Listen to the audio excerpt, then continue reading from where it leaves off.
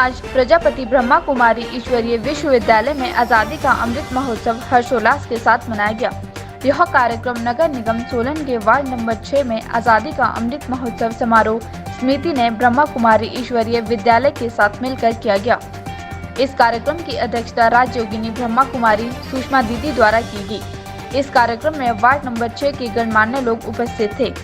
इस कार्यक्रम का आरंभ भारत माता के पूजन व पुष्प अर्पित करके किया गया। कार्यक्रम में बच्चों ने देशभक्ति पर आधारित नृत्य, गीत, लघु नाटिका द्वारा अपनी प्रस्तुति दी। अमृत महोत्सव समारोह समिति की ओर से मुख्य वक्ता के रूप में गुरदीप साहनी जी ने अपने उद्गार में देश के वीर जवानों व स्वतंत्रता सेनानियों की उपलब्धियों द्वारा उन्हें याद करवाया कि किस तरह से यह भारत देश आज़ाद हुआ है। उसके बाद राजयोगिनी सुषमा दीदी ने अपने आशीर्वचन में सभी को प्रेरणादायक बातें कही कि हमें देश से प्यार होना चाहिए। हमारा भारत देश, जिसे सोने की चिड़िया कहते थे, आज उसकी हालत बिगड़ती जा रही है। इसीलिए हम सभी को मिलकर अपने विचारों, शुभ भावनाओं व अच्छे कर्मों के द्वारा भारत को विश्व गुरु बनाने में अपना सहयोग देना है। अंत में सहयोग के अभ्यास द्वारा और राष्ट्रीय गान द्वारा कार्यक्रम की समाप्ति की गई। उन्होंने कहा कि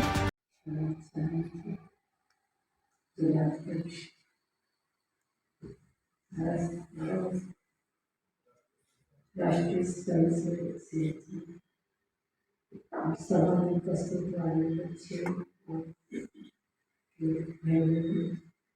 और यहाँ और भी दूर दूर से भी आए हुए हैं। तो आज का जो कार्यक्रम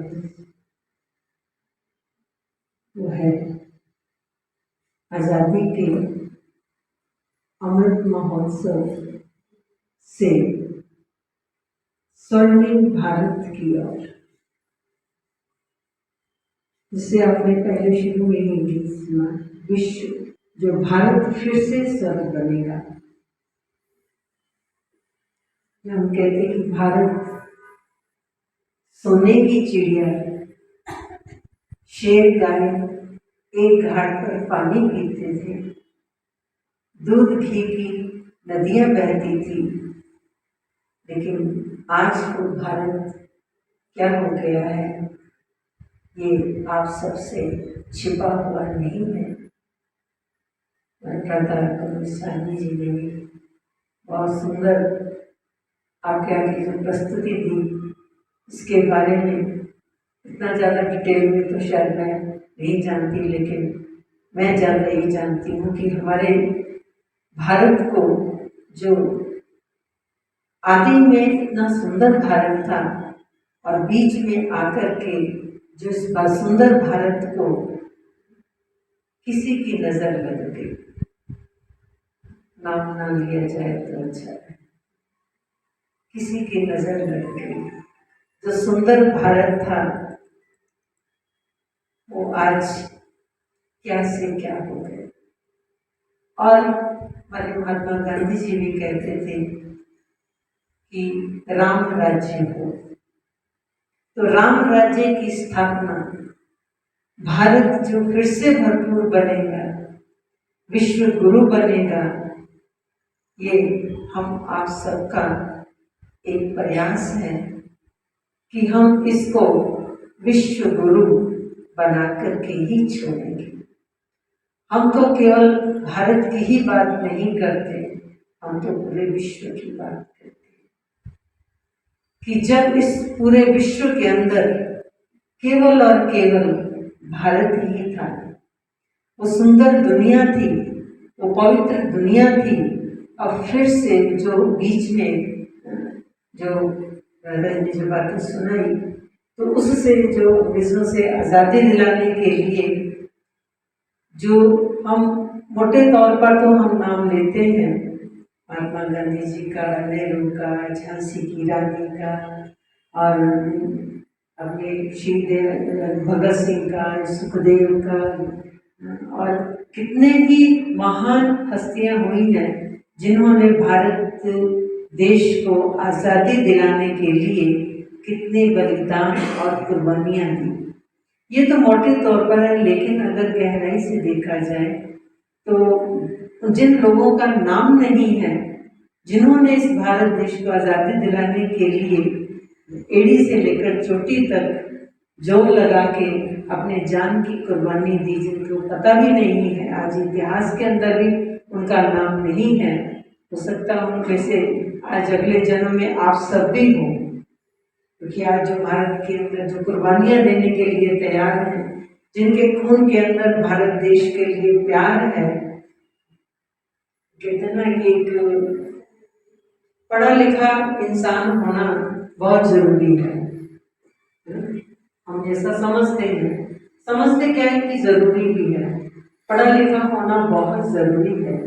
तो मैं समझती हूँ इससे पढ़े लिखे के साथ साथ देश से प्रेम होना भी बहुत जरूरी है। तो ये जो परमात्मा ने अपनी इस सृष्टि का बैलेंस रखने के लिए ऐसी ऐसी संस्थाओं को, ऐसे ऐसे स्थानों को, ऐसी ऐसी मनस्तियों को आगे किया है कि जिन्होंने आज आप देखते हैं कि द्रौपदी मुर्मू जो कि ब्रह्मा कुमारी विश्वविद्यालय से पूरी तरह से जुड़ी हुई है, किस तरह से उसके जीवन के अंदर कैसी कैसी परिस्थितियां आई, आप सबने यूट्यूब पर पढ़ा होगा, सुना होगा उसके बारे में। और वो उसकी स्थितियां थी कि जब उसकी एक बेटी, तो जब ब्रह्मा कुमारी विश्वविद्यालय का हाथ थामा और हाथ थाम करके और यहाँ आकर के उसने मेडिटेशन किया और मेडिटेशन से उसने फिर से अपने आप को उभारा और आज जो मैं कहती हूँ विश्व रिकॉर्ड भी कहेंगे कि जो आदिवासी महिला, एक महिला आदिवासी और ऊपर से कितनी तनावग्रस्त हो चुकी थी, ऐसी महिला ने भी आज देश का सर्वोच्च पद हासिल अति प्राचीन काल से चले हैं। तो ये जो हमारा कर्तव्य भी बन जाता है इस नाते से कि हम अपनी माँ के लिए क्या हमें करना चाहिए, हमारा जीवन कैसा हो, हमारा समाज कैसा हो। आज अभी बहन जी का परिचय जब करा रहे थे तो बताया गया कि बहन जी ने 21 अपने जैसी बहनें यहाँ उनको संस्कारित किया और उनको इस ज्ञान में डाला। तो ये जो दीप से दीप जलाने की जो प्रक्रिया है, ये हमारे भारत में अति प्राचीन काल से चली हुई। हमारे जो उपनिषद थे वो भी ऐसे ही थे। गुरु जी अपने शिष्य को बताते थे, उसको कंठस्थ कराते थे, यानी पास बैठा के जो ज्ञान दिया जाता था उसको उपनिषद कहा जाता। समय ऐसा आया, गुलामी का कालखंड आया, बहुत से हमारे नालंदा विश्वविद्यालय, तक्षशिला, ऐसे कई विश्वविद्यालय थे, दुनिया यहाँ पढ़ने आया करते थे, लेकिन आक्रमणकारियों ने वो ज्ञान को जला दिया। लेकिन जो ज्ञान उपनिषदों के माध्यम से, यानी जो यहाँ पे लोग रहते थे, जो उन्होंने कंठस्थ कर दिया था, वो खत्म नहीं हुआ कभी, वो आगे से आगे वो पीढ़ियों में जाता रहा। यहाँ पर द्विवेदी, त्रिवेदी, चतुर्वेदी ऐसे नाम रहते थे कि जिनको 4 वेद कंठस्थ है उनको चतुर्वेदी कहते थे, जिनको 3 वेद कंठस्थ है उनको त्रिवेदी कहते थे, 2 वेद कंठस्थ है उनको द्विवेदी कहते थे। जो गुरु पढ़ाने वाले थे वो भी दक्षिणा में अपने गुरु से यही कहते थे कि हाँ, तुम कितनों को आगे पढ़ाओगे, कितनों को कंठस्थ कराओगे, कितने लोगों को ये ज्ञान बांटोगे, ऐसे ऐसे दक्षिणा लेते। आर्य समाज के संस्थापक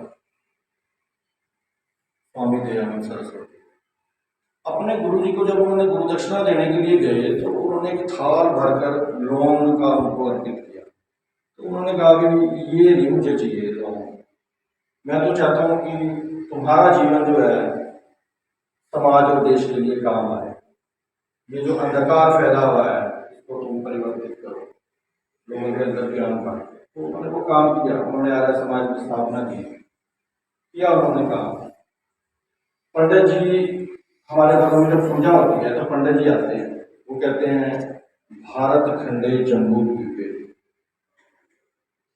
ये भारत के बारे में बात करते हैं। दिया है जिसने सबको सदा, वो मेरा हिंदुस्तान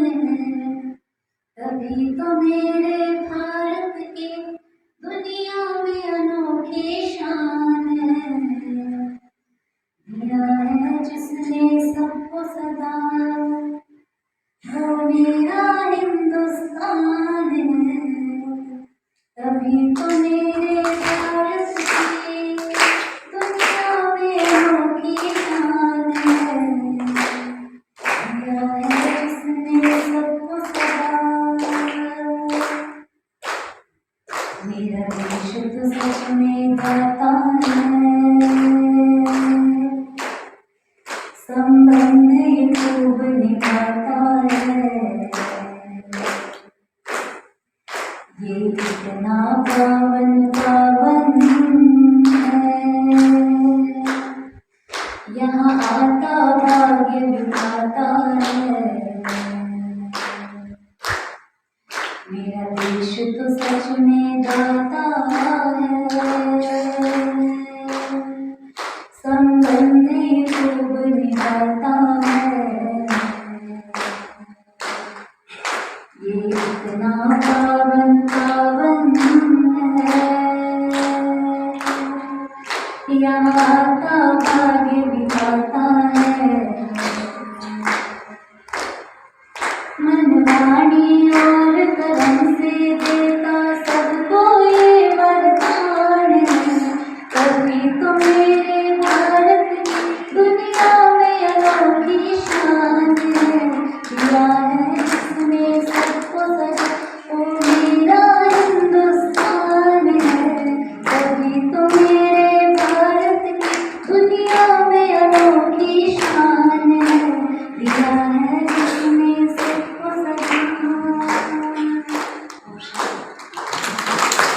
आपका फैसला के लिए सोलन से कार्यालय संवाददाता सुदर्शन ठाकुर की रिपोर्ट।